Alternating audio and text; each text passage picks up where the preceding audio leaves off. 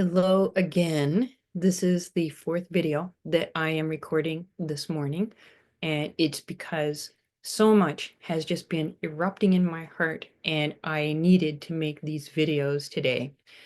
And this last video, it is about empowerment. It is about power. And I wish I could easily show you the back of this special shirt. You probably see, I've, dressed a little different for each of these videos. This is my eagle shirt. There's an eagle embroidered on the back of this shirt. I rarely wear this shirt, but today really felt like it was the right shirt to wear for this video, which is this video, what I'm going to be saying in this video is really, really important to me.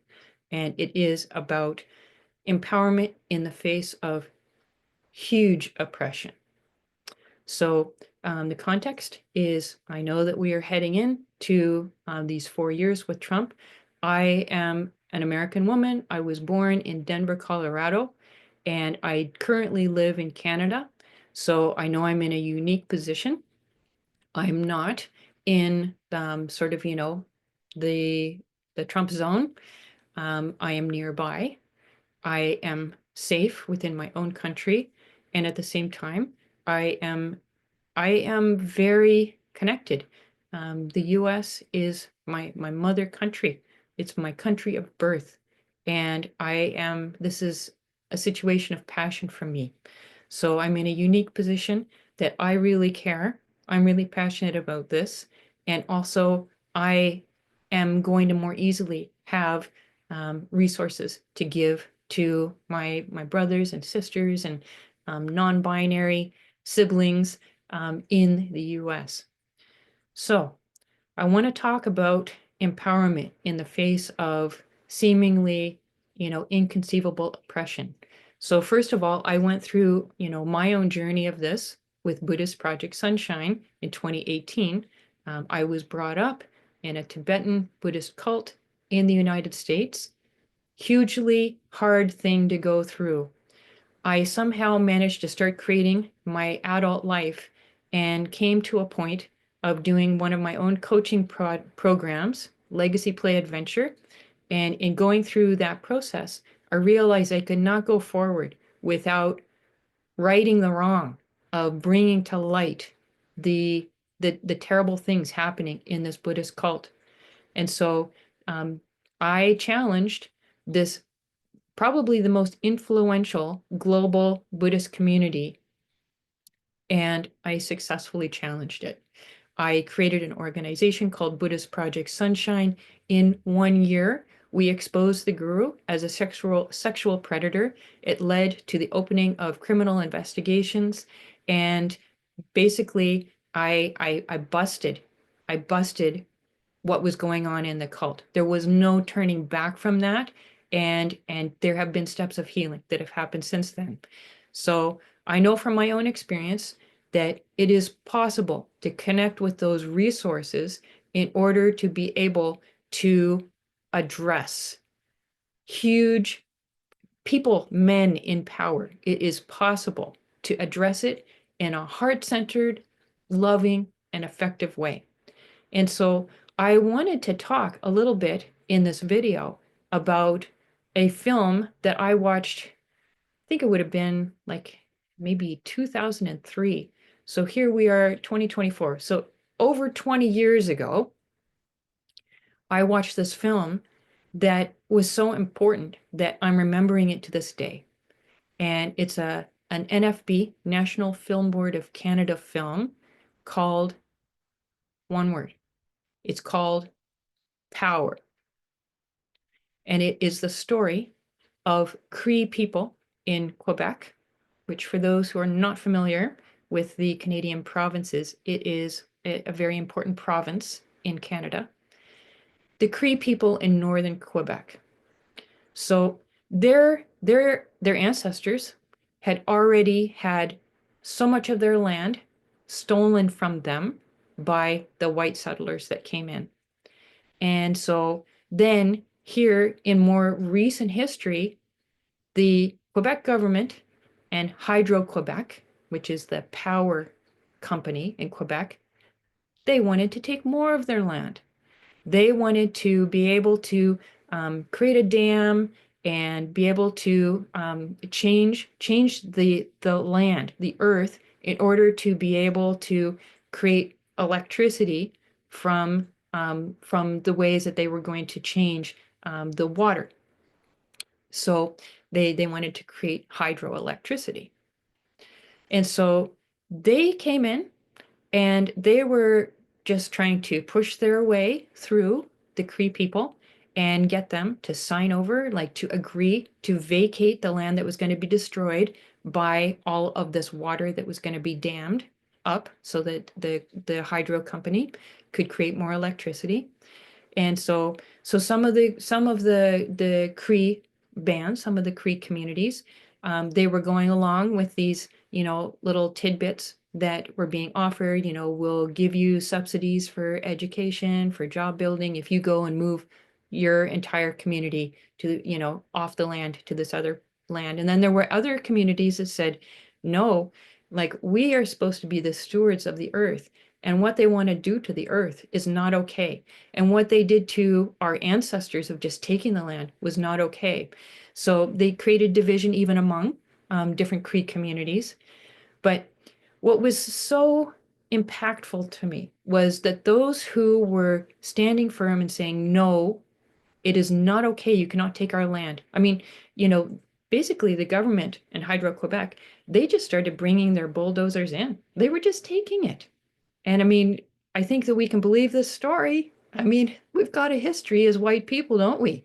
So they're just coming in with their bulldozers, and the Cree people, they're finding various ways to, like physically get in the way and to stop this from happening.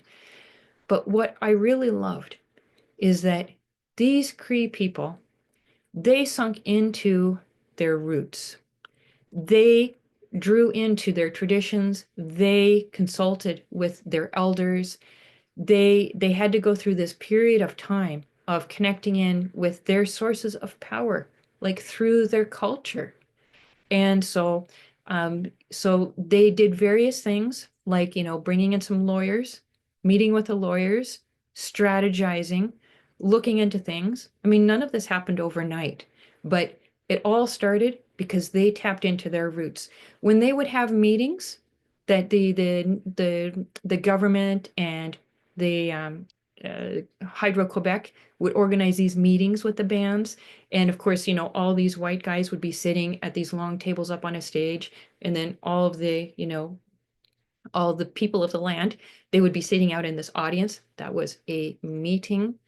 So what I loved, like at these meetings, the the people of the land, they would bring in their ceremony. They would be, bringing in their drums. They would be singing. And, like the white guys up on the stage, they'd be tapping their toes, like, when are these people are going to be done? Like, there's supposed to be a meeting here. But they asserted themselves, and they called in the spirits of their ancestors in this way. They called in, the various forces and energies that were dear to their heart, that were part of their culture. They brought them in with their singing and their drumming, and they brought that in even into those meetings. And so what's beautiful is, like, the part of the film followed, this particular leader. And at one point he went to this outback, and he went and he spent time alone in the land. And it was very hard for him. Like all of this was like so tense and so push and pull because all of this was so hard. But he went and he spent some time on his own in the land, on the land. And so under his leadership, which, in the film they portrayed his leadership was not perfect, but for the most part, he was coming from a place where his heart was whole. And they worked with the lawyers. They were able to connect with these resources. They were able to connect with insight. They realized, who is Hydro-Quebec going to be selling their electricity to? And they knew that one of the biggest consumers was going to be their southern neighbor, New York, which would be a huge consumer of their electricity. And so the Cree, this group of Cree, they They went back to, their ancestral ways. They made canoes in the traditional way. They made these canoes. They empowered the canoes in the traditional way. They arranged with media to be there. They rowed their canoes down, like the system of rivers that led into a major port in New York. They arranged for the media to be there when they arrived. So this was, this was strategic. It was well planned out. So the media was there and they were able to speak to why they had come to New York in front of all the media cameras. And they were able to say, we love our land. It's not okay what is happening. And a big reason why they're doing this is to sell electricity to New York. They had arranged meetings with New York politicians and they spoke, in an upfront way, in, a firm way, a gentle way, about basically saying, this is what is happening. And we're asking you to refuse to buy power from Hydro-Quebec. And through their efforts, they were successful. They reached the hearts of New Yorkers. They reached the hearts of those New York politicians, and New York refused to buy that power. And Hydro-Quebec and the Quebec government, they backed off. They stopped trying to force this to happen. I find this an incredible story, an incredible story. And it's not something that comes from wishful thinking. It's not something that comes from, sitting around, immersing our minds and just watching TV all day to ignore what's going on. It came from them, and this is totally similar to what I had to do with Buddhist Project Sunshine. It came from really facing things. It came from really digging deep into your own cultural roots, and it comes from courage. It comes from consistency, like staying in the game through the really bad days and through, the occasional good days. But it's like staying the course, and it's having that sense of empowerment because you have connected with your roots. So in my mind, between now and January 20th, even beyond January 20th, this is our time to be connecting with our own sources of empowerment.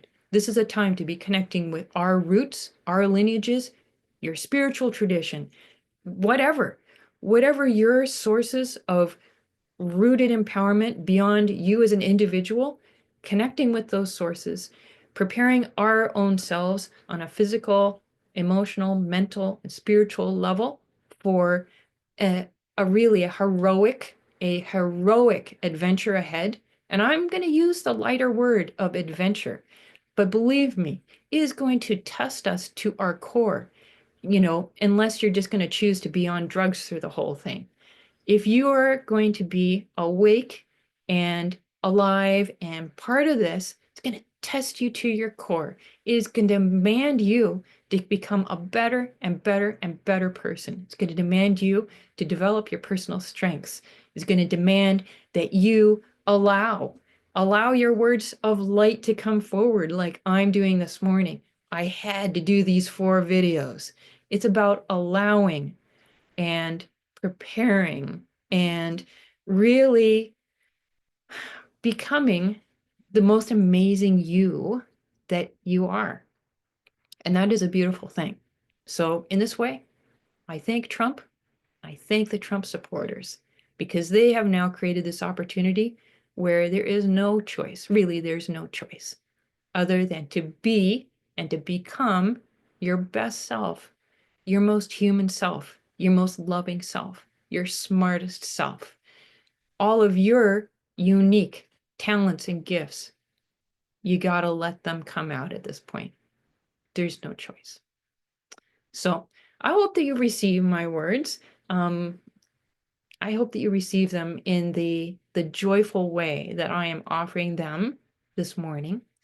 And I will also mention that I have organized a coaching group called Warriors of Peace. It's going to be a 6-week group. I've organized it to get us through to the point of the inauguration. And the whole point of the group is to prepare and to get into our roots and to empower ourselves for this journey ahead. So if you're interested in the group, I'll post a link to the flyer below the video. You do have to apply to be in it. I want to make sure that people who are in this group, and potentially I'll be creating more of the groups if there's enough interest.